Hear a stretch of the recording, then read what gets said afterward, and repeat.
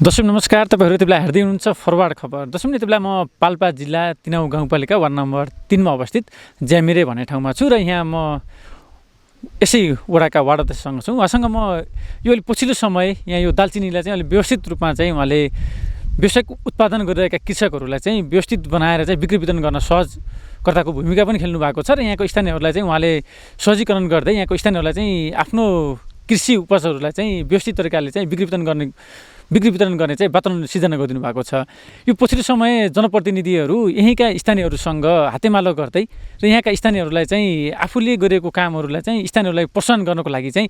खेतबारीमै र उहाँहरूसँगै घर दैलो गरेर चाहिँ यति बेला आफ्नो समय व्यतीत गरिरहनु भएको छ र आज सार्वजनिक बिदाको दिनमा पनि वार्ड अध्यक्षज्यू यति बेला किसानहरूकै घरमा गएर चाहिँ उहाँको यो जुन व्यवसायहरूलाई कसरी गरिरहनु भएको छ र उहाँ चाहिँ किसानहरूले पाइरहेको दुःखहरू चाहिँ के कस्ता छन् र उहाँले चाहिँ कसरी समाधान गर्न सकिन्छ भनेर चाहिँ यसरी लागि परिरहनु भएको छ र त्यसै क्रममा चाहिँ हामी यति बेला यो दालचिनीलाई चाहिँ सुकाइरहेको अवस्थामा सुनकाउनीलाई चाहिँ सुकाइरहेको अवस्थामा भेटिरहेका छौँ। उहाँसँग छोटो कुराकानी गर्नेछु भिडियोलाई अन्त्यसम्म हेरिदिनुलाई। सर नमस्कार। नमस्ते।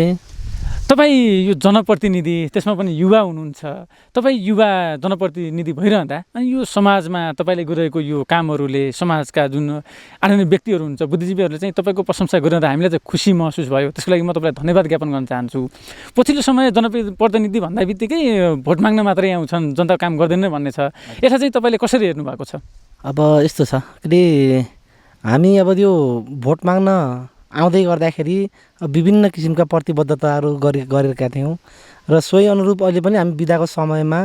यहाँका कृषकहरूसँग यहाँले कृषकहरूले अपेक्षा गरे अनुसारको यो व्यवसायलाई कसरी प्रवर्धन गर्न सकिन्छ भन्ने विषयमा र यहाँहरूलाई यो कृषकहरूलाई देखिएका चुनौतीहरूलाई कसरी समाधान गर्न सकिन्छ भन्ने विषयमा हामी यो विभिन्न समयमा यो विभिन्न ठाउँमा अब यहाँका फिल्डहरूमा चाहिँ हामी प्रत्यक्ष कृषकसँग भेट्ने गरेर हामी चाहिँ यहाँ आएका छौँ र भन्नुपर्दाखेरि अब हामी बिदाको समयमा पनि एउटा फुर्सदको समयमा कृषकहरूसँगै हामी बिताइरहेका छौँ। सर, त्यही त हामी यो बाटो आइरहँदा यहाँ चाहिँ धेरै ठाउँहरूमा यो सुनकाउली चाहिँ यसरी सुकाइरहेको देख्यौँ। अनि यो पछिल्लो समय यो सुनकाउली चाहिँ तपाईँहरूले व्यवस्थित तरिकाले चाहिँ यहाँका किसानहरूलाई चाहिँ आम्दानीको स्रोत बनाइदिनु भएको रहेछ। अहिले के छ सर, अब यसलाई चाहिँ तपाईँले व्यवस्थित गर्नलाई कतिको चुनौतीहरू भोग्नु पर्यो सर? यस्तो छ, अब यहाँको यो तिनाउ गाउँपालिकाको वडा नम्बर 3 र 4 यो दालचिनी पकेट क्षेत्रै भनेर चिनिएको ठाउँ हो र यहाँको यो वातावरणले पनि अनुकूल भएको कारणले गर्दाखेरि यहाँको दालचिनी चाहिँ अन्य ठाउँको भन्दा गुणस्तरीय पनि छ भन्ने अब यो विभिन्न त्यो अनुसन्धानले पनि देखाएको छ। र यसलाई यस्तो छ, अब यो दालचिनी आजभन्दा 20-30 वर्ष अगाडि एउटा भनौँ बोक्रा अलिअलि बिक्ने यो जुनलाई हामीले दालचिनी भन्छ र पातलाई चाहिँ हामीले सिङ्कौली भनेर चिन्ने छ। यो सिङ्कौलीको पात चाहिँ हामीले यो बोक्रा बिक्री हुँदाखेरि चाहिँ हामीले जलाएर फाल्नु पर्ने अवस्था थियो र यो 20-22 वर्ष अगाडि झुम्सा भन्ने ठाउँमा चाहिँ यो जडीबुटी केन्द्र एउटा तपाईँको दालचिनीको तेल निकाल्ने भनेर चाहिँ यहाँदेखि सङ्कलन हुन थाल्यो हरियो पात र त्यति बेला चाहिँ हामीले 4 रुपियाँ किलोसम्म चाहिँ हामी आफूले पनि लगेर बेचिरहेको अवस्था थियो र अहिले हुँदै आउँदै गर्दाखेरि अहिले यो दालचिनीको चाहिँ बोक्रालाई तपाईँको 120 रुपियाँसम्म र पातलाई अहिले जहाँसम्म 65 रुपियाँ केजीसम्म चाहिँ यो बिक्री वितरण भइरहेको अवस्था छ र पाल्पा जिल्लामा यसको बिक्री दर हेर्ने हो भने वार्षिक 6 करोड बराबरको दालचिनी यहाँदेखि हामीले निर्यात गरिरहेका छौँ र अलिकति यो भण्डारणमा अलिकति समस्या चाहिँ हामीले भोगिरहेको, किनभने यो जाडो महिनामा पात सुक्न अलिक ढिला गर्ने र यो अलिकति राम्रोसँग नसुकेको पात चाहिँ तपाईँको भण्डारण गर्दाखेरि त्यसको क्वालिटीमा पनि अलिकति कमी आउने हुँदाखेरि यसलाई अझै पनि हामीले अलि अस्ति भर्खर पनि हामीले यो जिल्ला डिभिजन वन कार्यालयसँग सहकार्यमा कृषक अनि त्यसपछि अब यो सङ्कलनकर्ताहरूसँग बसेर चाहिँ यो विभिन्न समस्याको विषयमा र यो दालचिनीलाई अझ यो निर्वाहमुखीबाट अझ कसरी आत्मनिर्भर बनाउन सकिन्छ भन्ने विषयमा एउटा कार्यक्रम आयोजना गरेर छलफल पनि गरेका थियौँ र सोही अनुसार हामीले यो तिनाउ गाउँपालिकाले पनि एउटा समृद्धिको लागि वन परियोजना भन्ने एउटा कार्यक्रम सञ्चालन गरेको छ र त्यसबाट हामीले कृषकलाई खाल्डो खन्ने देखि लिएर बिरुवासम्म हामीले वितरण गरिरहेको अवस्था छ र मैले अपेक्षा के राखेको छु भने अब आगामी दिनहरूमा यो खेतीलाई अझ विस्तार गरेर यसलाई अझ राम्रोसँग सञ्चालन गर्ने भन्ने हाम्रो उद्देश्य पनि हो।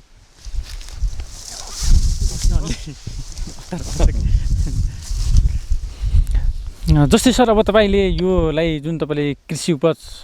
तरिकाले पनि अगाडि बढाइरहनु भएको छ तिनौँ गाउँपालिकामा यो दालचिनी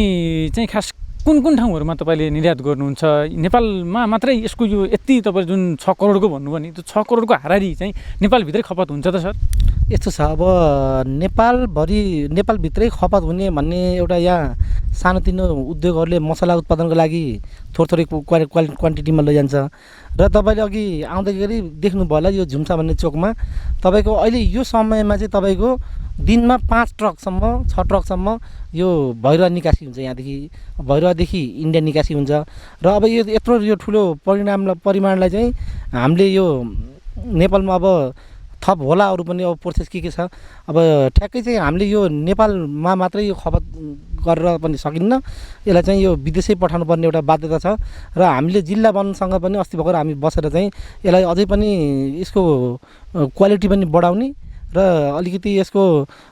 खपत चाहिँ यहाँ नेपालमा पनि गर्न पाए हुन्थ्यो भन्ने कुरा विषयमा हामीले यो छलफल पनि गरेका थियौँ। यो पछिल्लो समय चाहिँ यसको यो निकासीमा चाहिँ अलिकति यो बोक्रामा अलिकति यो नाम परिवर्तन भएको कारणले गर्दाखेरि यो निर्यात हुन सकेको छैन, अलिकति समस्या परिरहेको छ भन्ने विषयमा यो छलफल यो भइरहेको थियो र यो इन्डियासँग पनि यो विषयमा चाहिँ छलफल भइरहेको भनेर उहाँले हामीलाई जानकारी पनि गराउनु भएको थियो। अब यसलाई अझै भनौँ अब अलिकति यो इन्डियातिर हामीले घुम्न जाँदै गर्दाखेरि एउटा 100 ग्रामको प्याकेटलाई 100 रुपियाँ आइसी भनेपछि अलिकति त्यसको क्वालिटी बढाएर भनौँ अब यो बोक्रालाई पनि अलिकति प्युरिफिकेसन गरेर त्यहाँ निकालिरहेको अवस्था हामीले त्यो रेट प्रिन्ट पनि हेऱ्यौँ र यो उसलाई यहाँ भएको यो दालचिनीलाई चाहिँ अलिकति यसको गुणस्तरमा बढाएर यो नेपालमै खपत गर्न पाए चाहिँ यहाँको कृषकले अझ बढी मूल्य पाउनुहुन्थ्यो भन्ने कुरा हामीले सोचेको हो। अब सोही अनुरूप चाहिँ हामीले अब विभिन्न किसिमका व्यक्तिहरूसँग भेटेर चाहिँ यसलाई अझ अगाडि बढाउने हामी क्रममा छौँ। अब हामी कार्यक्रमको अन्त्यतिर छौँ सर। हामी यहाँ सुनिरहँदाखेरि यहाँको जुन स्थानीयहरूबाट तपाईँको राम्रै प्रशंसा सुन्यौँ। अब तपाईँले यहाँका स्थानीयहरूको लागि गर्नुपर्ने र आफूले गर्ने योजनामा चाहिँ कस्तो कस्तो कामहरू राख्नु भएको छ त? यसो छ अब हामीले चाहिँ विशेष गरी यो